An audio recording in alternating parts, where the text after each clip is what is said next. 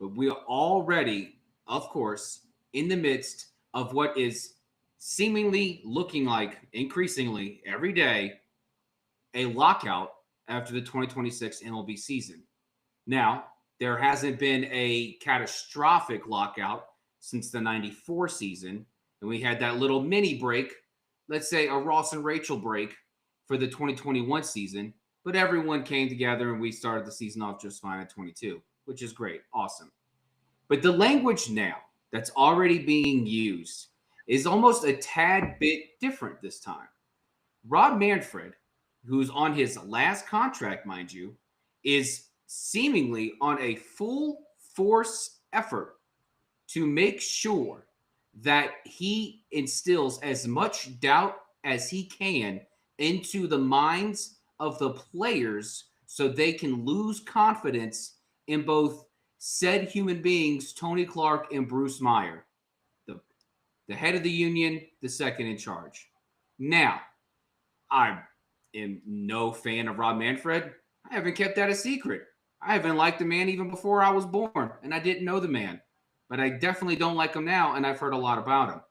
But this little thing that he's doing, this tactic, seems to be getting under the skin of both Tony Clark and Bruce Meyer. Let me explain.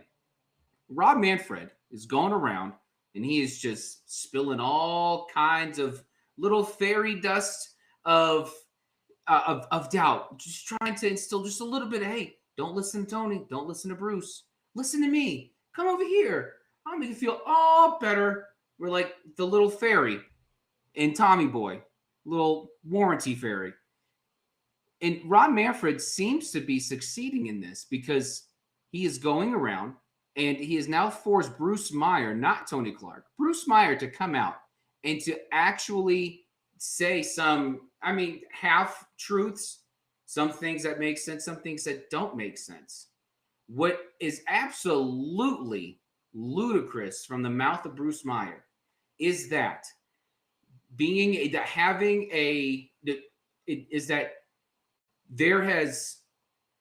money has had nothing to do with being able to instill or create a champion in the World Series over the last 26 years. Over the last 26 years, mind you, from last year's World Series to 98, which is a 26-year span, it has happened 1, 2, 3, 4, 5, 6, 7, 8, 9, 10, 11. 11 times, not has there been a repeat World Series champion, but 11 times a team that was in the prior World Series showed up in the next one. And let's not forget that Dynasty Yankees team from 98 to 2000 and oh, by the by, almost won 4 straight if it wasn't for a freak bloop by Luis Gonzalez against the D-backs in 01. And the seven of the last 8 World Series have either featured the Astros or the Dodgers or both. They have appeared in every single World Series. So Bruce Meyer coming out and saying money is not the key in order to produce a World Series team is just outright foolish, and he should not be talking on behalf of the Players Union. Now, the thing that I will come back on, and I will say this. Bruce Meyer is right that there should be no salary cap in baseball. Salary cap would ruin the game. It is the only sport where every single player's contract is guaranteed, and that's because there's no salary cap. Each player's contract is their own. It's their own little security blanket, and we need to leave it that way. But to sit there and say that money is not the reason why teams go to the World Series or that teams spending money isn't the incentive that they need in order to reach the World Series is just downright foolish and makes them sound crazy. Now, Rob Manfred needs to let go of the salary cap thing. Do I believe there's going to be a lockout at the end of the 2026 season? Absolutely, I do. But what needs to happen is that if the MLB Players Union really wants to fight back against Rob Manfred and the owners, you need to tell them, hey, I hear you guys want a real exciting offseason. You guys want deadlines for players to sign. I get that. That's all fun and exciting. But we will give you that if you instill a salary floor for those teams that don't spend. It hasn't been since the 2015 Kansas City Royals, where a bottom 15 team in spending has actually made the World Series, and they made it twice. So you can't catch lightning in a bottle, but it's not necessarily, going to happen every single year, and it's not a guarantee, far from it. But if Bruce Meyer wants any kind of confidence to be extended to him from the players, then Anthony Clark, for that matter, they need to tell the owners and Rob Manfred, we will give you what you were looking for in terms of a fun off season, an exciting timeline of player signages, but you need to give us a player floor. You need to give us a salary floor for the teams that do not spend. And Bruce Meyer needs to let go of this idea that spending money is not the driving force behind teams who are trying to win the World Series, because it's just not true. Now, there will be a lockout, like I've said, but in order for both sides to really come to an agreement here and to not cause a catastrophic lockout like they did in 94, which didn't really heal until the summer of 98 because of McGuire and Sosa, the cap was the primary reason for the lockout in 94, and they cannot allow history to repeat itself. Cooler heads need to prevail. Give the fans what they want. Give the players what they want, and make the owners actually see the light at the end of the tunnel.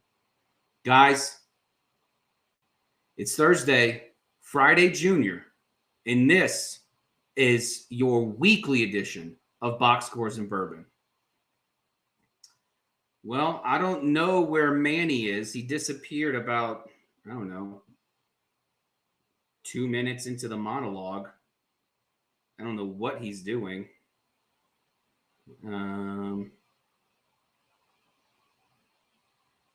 Yeah, we'll wait to see where he's at. But there was a lot to be taken away from this article. I believe it was by Evan Drellich in The Athletic. And it was really a recap of an interview Bruce Meyer, the second in charge of the Players Union, had on the podcast Foul Territory. And it was very interesting, the wording he used, especially when it comes to money, and how money is not team spending money is not the driving force when it comes to them trying to win a World Series, when it absolutely is. I don't think owners like Steve Cohen and, the Lerner Group are going to sit there and just spend money just because they like to spend off their money. I think that they absolutely believe if we spend money, we bring in the best players, we have a shot at winning the World Series here. It's proving somewhat true for the Mets this year, and the Dodgers are always in the conversation. Again, since 2017, the Dodgers have been in 7 of the past 8. No, phrase that. The Dodgers or the Astros have been in 7 of the last 8 World Series. The Dodgers have been in it 1, 2, 3, 4 times. The Astros 1, 2, 3, 1, 2, 3, 4 times. So it's not as if owners aren't. The World Series isn't incentive enough for owners to spend money. It absolutely is. And Bruce Meyer shatters his own argument when he makes claims like, oh, well, owners aren't spending money to try to win the World Series here. No, they are. They are absolutely trying to do it. And then when you throw into the fact that you're going to say that a bottom 15 team hasn't won the World Series since the Royals, okay. Well, they also went twice in a row. They went in 14. They went in 15. So it's not as if, it can't happen, but it is unusual. It's unusual for a team to make the World Series without spending a ton. And Bruce Meyer, I think, kind of kills this whole argument. with this when he says that since 2015, no bottom 15 team has made the World Series. Okay, you are proving the point. You are proving the point that a World Series is incentive enough for owners to spend money, at least some owners. The issue is that Tony Clark has done a terrible job and Bruce Meyer for that matter, in allowing the owners to get their way every single time. Yeah, Rob Manfred can walk around and say, hey, players, you could have made more money if you had a salary cap. You could have just written, you could have made $300 million more or whatever that figure was he threw around a month ago. But what Tony Clark and Bruce Meyer need to be doing is say, okay, well, guess what? If the owners aren't going to spend money, well, then we're going to put it into the CBA that any player from a below market team, a bottom spending team, any player from that on a contract that is player controlled for 6 years, if they win an award, they automatically lose 2 years of control. So maybe that would incentivize these small market owners to be able to spend more. But honestly, I think it's something else. If you look at the bottom teams of being able to have the ability, the owners, to pocket the revenue sharing from all across Major League Baseball. If you look at that and you sat there and said, okay, let's do this. Bottom market teams, you will only get a share of the revenue if you spend this much. If you spend this much, you'll get this share of the revenue. Which honestly, I mean, the way that baseball's pulling in money nowadays, I mean, it's so marketable now. It's so much more than it was just a few years ago. We have stars from all over the world that are playing on the grandest stage and on the whole planet. It's extremely marketable, and people are watching it. There are youth camps and youth leagues all around the world. There's a women's baseball league that's happening. So baseball is stretching all across the globe. So the revenue and that's pulled in from major league teams is actually pretty significant. Now, if you want the small market teams to spend money, what you need to do is say you need to spend at least this much. You spend at least, I mean, does that have to be like, say, $100 million? I think there are at least 5 teams that spend less than 70 or 80 million a year on their roster. If you bring it up to $100 million, you get this much revenue from the pot, as opposed to just giving them the revenue and letting them pocket it. And then in order to make it just that much more interesting, the one thing that the players union didn't want to give up, they didn't want to give up an opportunity, as Tony Clark and Bruce Meyer have stated, an opportunity for players to get screwed in the offseason by saying you have a deadline in order to sign players.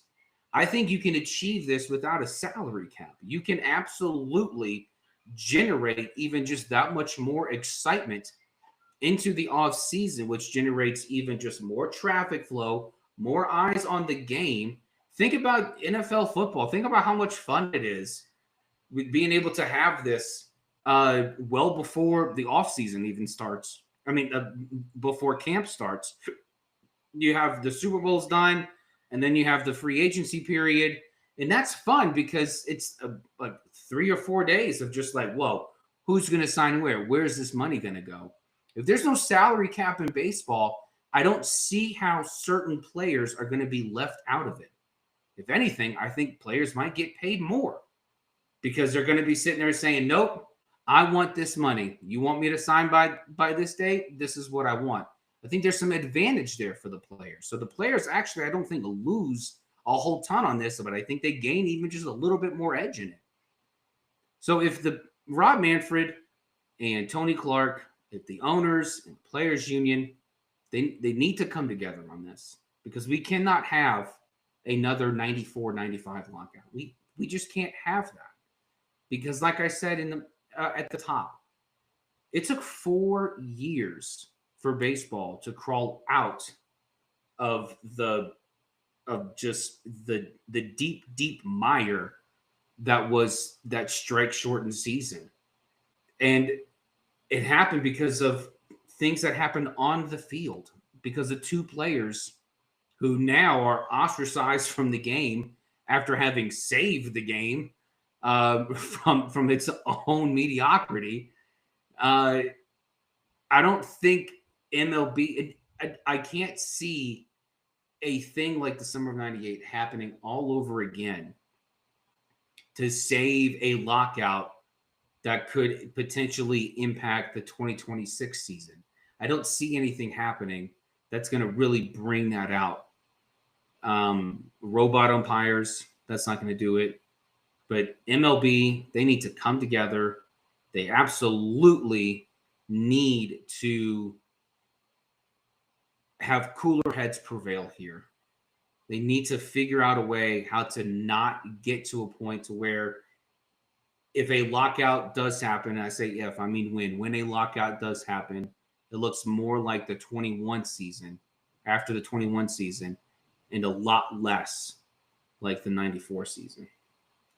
I don't know where Manny is. He has still not appeared. I have no idea what's going on here. He had questions for me, and now we can't answer them.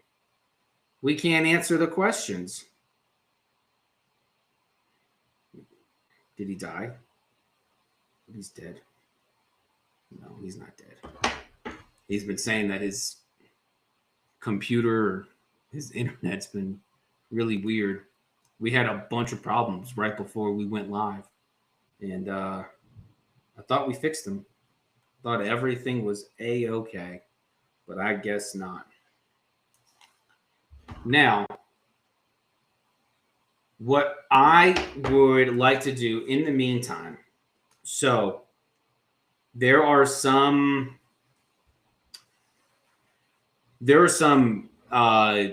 with the deadline coming up, there were some, I was looking at just contenders and, and then teams that are probably going to be sellers or might be sellers. One of these trades might not work as well anymore just because of how well they've been ever since, how well they played since they traded Devers, which of course is the Red Sox. But I want to start with a potential deal between the Yankees and the Pirates. Now, mind you, none of this is coming from any source. It's not grounded in any sort of a probability. This is just me as a fan looking at what's going on in the baseball landscape between contenders and sellers and how they can both benefit one another. I look at the Yankees and Pirates, for example. So, back when I wrote this was a few days ago. This was before the Yankees had DFA'd DJ LeMahieu, which, I mean, that is just crazy that they're still on the hook for $15 million or $16 million next season with that contract. But that's what you get when you signed a 6-year, $90 million extension, or when you offer one at least. But the Yankees need two things. So now that DJ's gone and they really want to put Jazz back at the Keystone because that's his best position. No knock on him playing third, but second base is his position. And when I look at the Yankees, I see they need a third baseman. They need a third baseman who can not a left-handed third baseman, so to speak, but one who has a pull rate that has an opposite field rate that kind of mirrors the a left-handed hitter. And I'm looking at what if now that, especially since LeMahieu is gone and he's out of there, what if the Yankees call the Pirates and say, give us David Bednar and give us Ke'Bryan Hayes. Now, what I also had considered, maybe the Braves might want to sell. Maybe the Braves want to get out of the Austin Riley contract, which was with that 10 or 12 year and $200 million contract that they signed him to. Now that LeMahieu's gone, and I know the prospect cabinet for the Yankees isn't huge, but let's say the Yankees decide to eat all of Riley's contract, and on top of that, take the remainder of Raisel Iglesias' contract off of their hands, who's been pitching way better as of late. What if they took on all that money, and then that kind of just lessened the impact as to who they would have to give up? I wouldn't give up Cam Schlitter. At the time I wrote this, Schlitter wasn't up yet, but he's up and he's already pitching like some money that Cashman and company should want to keep in pinstripes. I was thinking someone like two guys, Spencer Jones and George Lombard. So George Lombard is, of course, the number one prospect in the Yankee system. Spencer Jones, a ton of power, but he's backed up in that system by just the outfielders for them right now. When you have Belly and Grisham and Judge, and you can kind of make Ben Rice the backup outfielder, Stanton, if they ever put him out there again. And then, of course, the Martian. So he's already kind of blockaded at the major league level. I wonder if the Braves would say yes to that. If the Braves would say yes to unloading Austin Riley's contract. Now, the Braves would be selling low right now because Riley's not having the greatest offensive season. But his defensive numbers are still up there as, one of the league leading in defense. So if you were to be able, like I said, Yankees, we just talked about owners who like to spend money. The Yankees are not allergic to it. I know this is a different Steinbrenner. I know they've been talking about trying to want to scale back, but if I'm the Yankees and I'm thinking, okay, I'll move Jazz over to second instead of having Cabrera or Peraza play third base, why not go get a gold glove caliber third baseman, someone who can give you 30 homers a season for the next decade plus at that position. And then all it would cost you were two prospects that really, if you had your way, if you kept Jazz, you had Riley, and you had Volpe, then there's no need to have George Lombard there. You can use him in order to bring in a guy of Riley's caliber. So I look at the Yankees either going to the Braves or the Yankees going to the Pirates. I see the Pirates being more likely. I think the prospect capital might be you could figure out a way if you just take Uncle Brian Hayes' contract but you're also buying the control years from David Bednar. So it would be a little pricey, of course, but I mean, if the Yankees are really trying to win the World Series again, well, then this is the cost of it. And then I have the Tigers and Red Sox. I have the one player to keep in mind is that I had in mind was the Reds trading Gavin Lux to Detroit. Now, I didn't have a player from Detroit in mind that would go back to Cincinnati, but I think Gavin Lux would really fit well with this Tigers team. They're looking for a left-handed hitting third baseman. Gavin Lux hits left-handed, but more importantly, his positional versatility plays very well with the kind of ball that AJ Hinch likes to implement into deploy. Different guys playing all kinds of positions. Essentially, every single player just brings 9 gloves to the ballpark every spring. And to put it another way, if AJ Hinch was Devers' coach or manager, AJ Hinch never would have said, "Don't bring your glove." He would have said, "Okay, bring 8 other gloves. Let's try to figure out how we can play you in multiple spots." So Gavin Lux absolutely fits well within this Tigers offense. He fits exactly what they are looking for, which is a left-handed hitting third baseman, one with some pop, but also one who can actually be deployed in several different positions as to not limit what AJ Hinch wants to do on the field.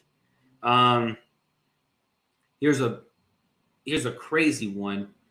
I had the Mets and the Indians getting together, and you remember that time the Indians traded Francisco Lindor to the Mets? Remember that?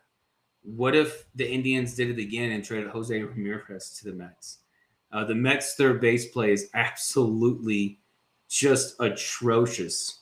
Um, a bunch of deplorables out there, undesirables playing third base. I mean, it is bad. It is bad news right now. But just imagine what that lineup would look like if you had Lindor and Ramirez and Alonso and Soto. Um, it just kind of put that in perspective, especially in a year where Pete Alonso is batting well above his watermark, and he hasn't sacrificed any of his power. And Juan Soto, who's come on of late, and then of course, Frank, you know, Mr. Smile himself, he's always producing at the top of that lineup. Imagine plugging Jose Ramirez in there and seeing what that could do for your offense. Um, and then the last one, I talked about the Red Sox earlier. I and this came from Jeff Passan, was the idea of Alex Bregman being traded to Seattle. Now, I know what Bregman is, he's still, nursing a quad injury, but it's, and those scenes can be delicate. I mean, if you rush it too fast, then you can, hurt it and, wreck it even more and be out for longer. But the Mariners' third base position, it just situation is just bad. I mean, Ben Williamson, I'm sure he's going to be a fine ball player one day, but he is not the answer this year, especially not a year where the Mariners are really trying to make a push, and especially in a year where the rotation seems to be keeping them afloat again. And I know there's a lot of talk about Alex Bregman not being a very desired, or maybe the word is a more pragmatic piece, given the structure of his contract. He's got 2 years and $80 left, $80 million left on this deal after this season. But think about it this way: he's got an opt out at the end of this season. If he can go to a pennant race, a division race, where he's not only trying to win the division, but the team he's chasing is the team that just let him go in the Houston Astros. You're telling me Alex Bregman wouldn't just light up at the opportunity to be one of the key cogs in the machine that would just go out there and ruin the Astros' chances? I honestly don't see that. And so, and then if he does so well, like I can see him doing, then of course he's going to opt out. He has no qualifying offer attached to him. He can go out there and he can get the money. He can get the contract that he prefers while on the open market this off season. And so, but like I said, also before this exercise, this was at a time before the Red Sox had gone 12-10, I think, since they traded Devers. But more importantly, they've gone from 7 below 500 to 7 above 500. And so this is it's kind of a moot point. I don't think they're going to get rid of him. I think the Red Sox might try to maybe add some pieces. I think they're just right there at that level for the last wild card spot.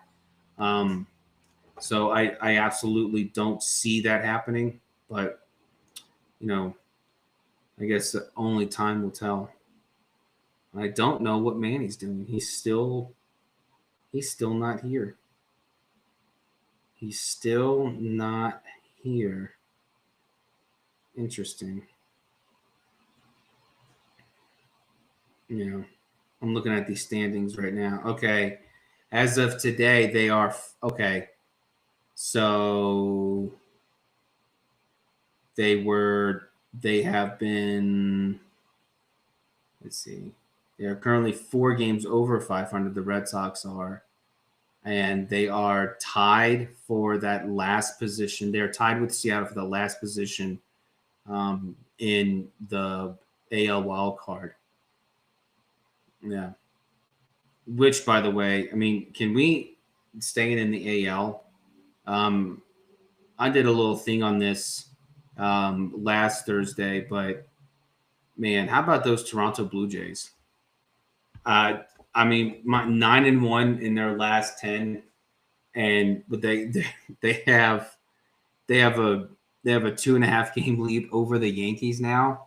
So they have not slowed down since they swept the Yankees in that 4-game series. The Yankees have turned it up a little bit after losing the first 2 of the Subway Series. They won Game 3 thanks to some belly heroics. But yeah, this is it is pretty remarkable what Toronto's doing, because I remember at the beginning of or in the middle of the month prior,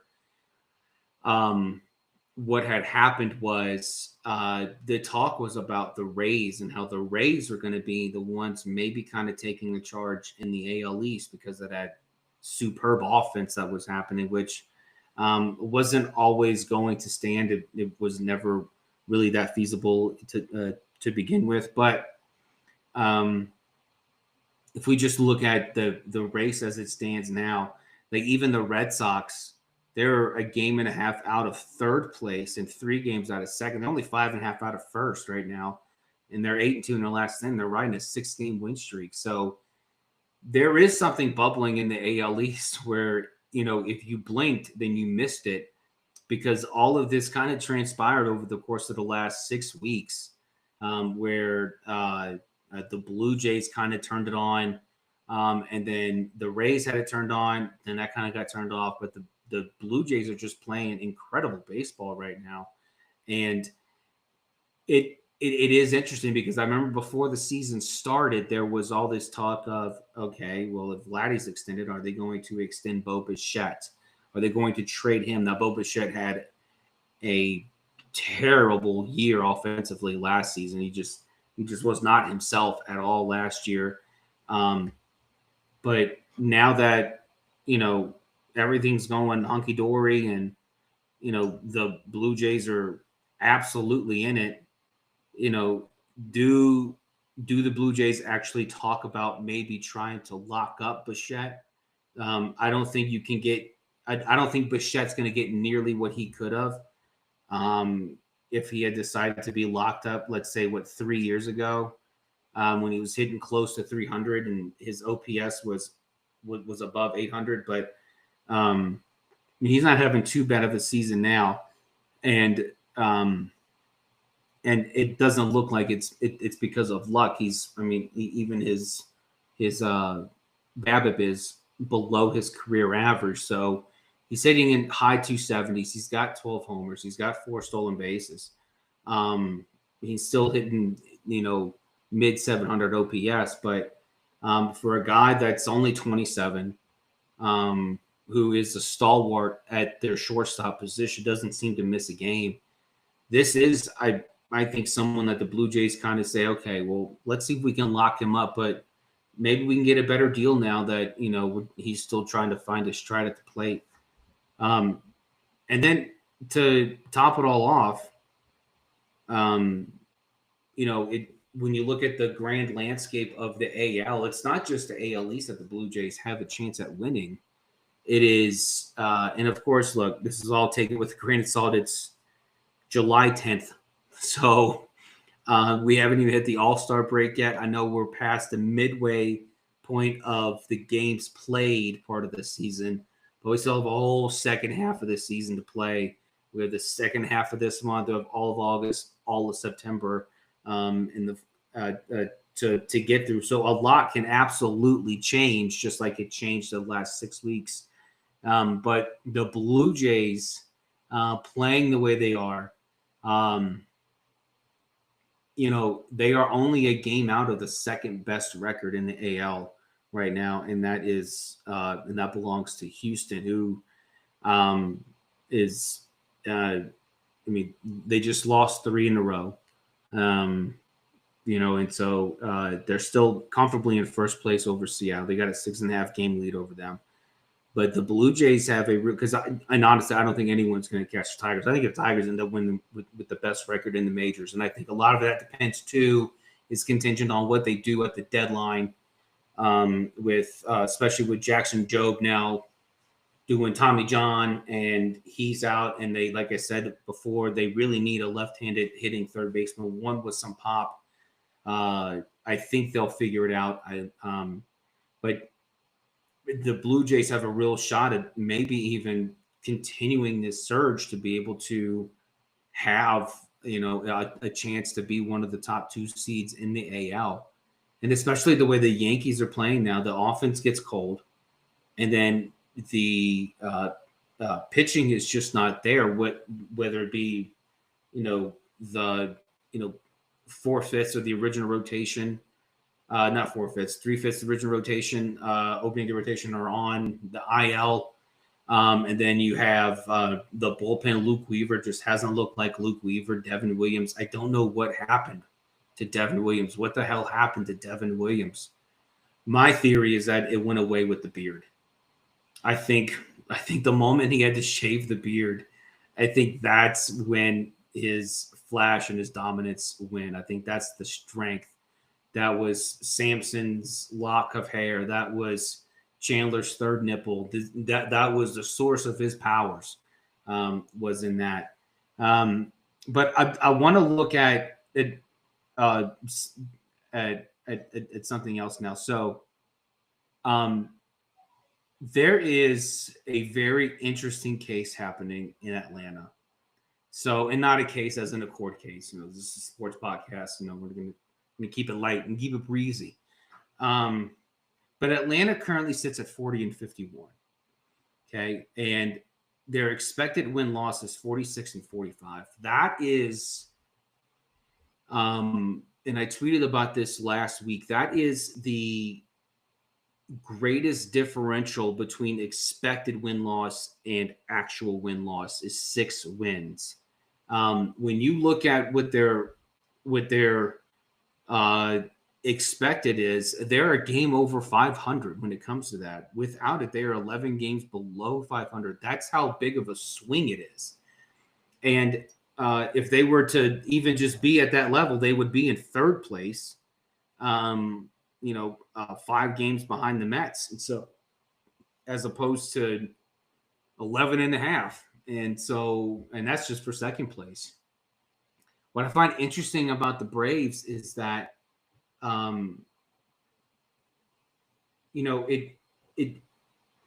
it's almost as if that string of really good luck, I guess, because you remember even going back to 2021 when Anthopoulos decided, hey, I'm just going to go all in for it, and the Braves were under 500 then, and they didn't reach 500 until the beginning mid of August, which is well after the trade deadline. And so they have an opportunity here to actually make some not an opportunity. There's a decision to be made here. If you're Alex Anthopoulos, you have to really come to the just decision. Either, okay, are we going to buy like we did before, but also taking into account Manny's back, but taking into account the not just the state of your roster with everyone hurt now that Sale's on the 60-day, which just absolutely crushes you.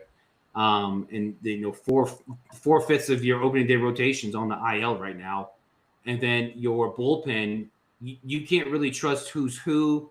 Some are playing above their means. Some are having some bad luck and could have some positive regression. But then again, the offense is just absolutely just it. I, I I have no words for what's going on with this offense. I mean, it is stacked with perennial all stars, and they cannot get it going. They just absolutely cannot get it going. I Who's think this? this is at the Atlanta Braves. I think it Oh was no. uh, who were the. Let me see here. Because I found it real interesting. Just the ones. Where is it? Okay. Where are they right now? Okay. Yeah, I'm not. I'm actually not seeing it. So, but yeah. Okay. So when you have Grant Holmes and you have Spencer Strider, who are going out there and they have to pitch nearly perfect in order for the Braves to win the game. Um, it's unsustainable if you have a roster that has the the offensive capability that it has, the potential at least what we've seen in the past 3 or 4 years. Um, I just don't see the Braves actually waking up and kind of coming out of an Indian hibernation or something. Like I just don't see it happen. Like I think this is the year the Braves luck runs out. And Really? You were the one that was. I You were know, so I on know, the I was championing. All-Star break. I was championing the Yeah. Braves were going to figure this out. But even after Sean Murphy came back, even after Acuna came back, and Acuna had that hot stretch has fizzled. I mean, it has become a dud. Matt Olson, Ozuna seems to really be the only one that's kind of like maybe trying here, but Austin Riley's not hitting to his levels, and it's just, and I hate to say it, but I honestly think that there's been too much, too fast, and too often that has gone wrong with this team this year. That even with the the the the 6 game upswing between their expected win loss and their actual win loss, that's only if things were actually coming together, or two of the three things were coming together. But when your 4/5 of your rotation are on the IL, when you can't really trust the bullpen and you have no idea what you're going to get from the offense, and that's what. But the craziest part is that like these starters are pitching so great. Holmes and Strider are carrying this team on their back, and they're doing it by help of the defense.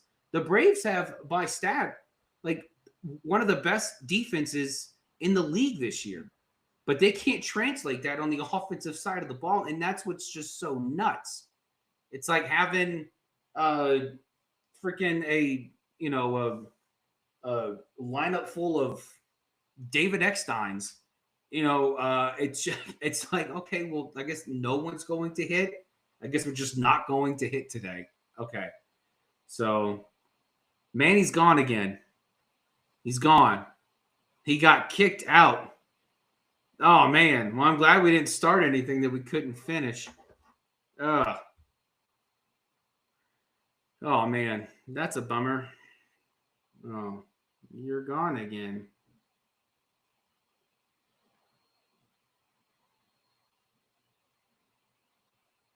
Yeah.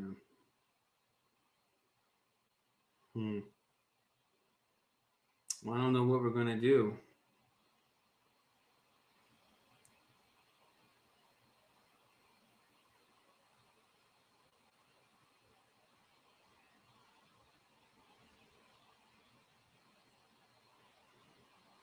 Hold on, just texting him. For all you who are just listening to it, I'm just texting Manny real quick.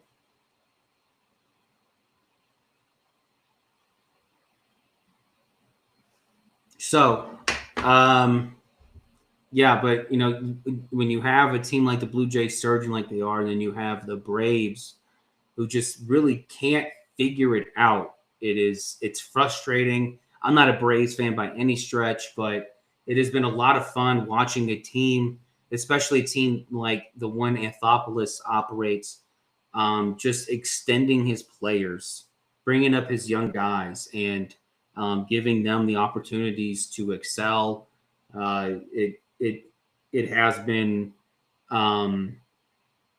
it has been refreshing to be able to do that, and it kind of ties into just what we were talking about at the top. Is um, baseball needs teams to spend money. They need it. Baseball does not need a salary cap. Baseball needs owners who are willing to spend the money in order to put a product on the field that can be something close to perennial. Perennial as in we will be one of the last two teams standing. So this is good for baseball. This is I wish more teams would take a blueprint, because I look at the Pittsburgh Pirates and I look at Paul Skeens. I look at poor Paul Skeens, who is just pitching absolutely out of his mind. Him and Zach Wheeler have nearly identical numbers this year. Zach Wheeler's got a little bit. He's definitely outgaining him in the strikeouts, but also he's outgaining him in the wins department. And the wins, I know, don't tell the whole story, because of course it doesn't, because Paul Skeens plays for the Pirates. But man, and in a year where Paul Skeens is pitching like this, it's really hard for me. And I think the more disappointing part of this is that we get to the end of the season and you have Zach Wheeler and you have Paul Skeens. Well, and they're nearly identical. Who are you going to give it to? I'm going to give it to Zach Wheeler, because Zach Wheeler, not only is he, he's not twice Paul Skeens' age, but he's what, 14 years older than Paul Skeens. So but Zach Wheeler is doing this, but he's getting the support. His team is clearly behind him. His ownership is clearly behind him. The front office is clearly behind him. And so if I'm going for a Cy Young Award winner and I have both of these things, but this one looks just so much more polished than this, then yeah, I'm gonna give it to Zach Wheeler. Now, if Paul Skeens was doing this still on the Pirates, but the Pirates were scoring enough for him to win ball games instead of wait until he leaves in a scoreless game to score one run in the seventh inning. If Paul Skeens was still on the Pirates, but he had the win record, it'd be pretty close. And then again, I would say, maybe give it to Paul Skeens, because he was still dominating as it was. And you could make the case you can give it to Paul Skeens anyway, because he's still out there and he's still pitching masterfully every 5 days, and yet he's got nothing to show for it. So I'm not saying it's a given, if it's a toss-up between Zach Wheeler and Paul Skeens, especially now with Chris Sale on the IL, but you'd have to think the two front runners for this award now are going to be Paul Skeens and Zach Wheeler for NL Cy Young. So, but just owners need to spend money, and that's my point. If the Pirates would just spend money, go buy some offense. Okay, you got Mitch Keller, you got Bailey Falter, you got Paul Skeens. You have pitchers, you have a pitching staff there, but you have no offense. It's dreadful to watch. It's terrible baseball. So if owners needed any incentive to spend money, then make it the fans. But the fans, there's only so much they can do, and I don't see a lot of Pirates fans in there. And well, the Pirates still play baseball. So, folks, as you've noticed, Manny has been gone this whole time. So I have an idea for the two of us to be able to still put out what we were going to discuss in this episode. I was not supposed to be going solo for 50 minutes, but I did. Hopefully I did well enough to keep your attention. But And if you stayed, then thank you. I'm incredibly humbled that you would stay and you would listen to me drone on and on and on about a sport that really, at the end of the day, we all love, but you know, it's still a game. Um, but I am going to uh, end this episode, and then we're going to try to do something immediately following to be able to uh, uh, at least at least do one of the other segments that we had planned for this episode. So, with that, um, uh, I am going to